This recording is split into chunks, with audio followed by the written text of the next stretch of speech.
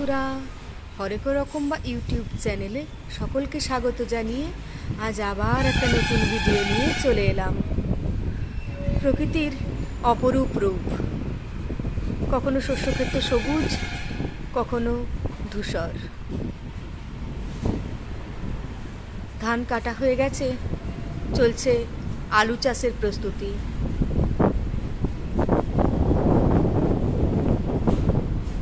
আলু লাগানো হয়ে গেছে, দু একদিন পরে মাঠগুলো সবুজ হয়ে যাবে।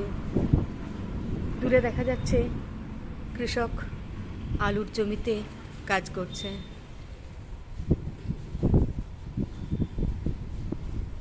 অপরূপ রূপ, বিভিন্ন সময়ে প্রকৃতি তার রং বদলায়।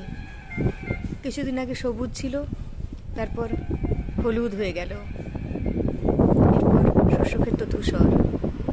আর মাত্র কয়েকদিনের প্রতীক্ষা, তারপরেই হয়ে যাবে সবুজ, তারপর ঘন সবুজ। কেমন লাগলো বন্ধুরা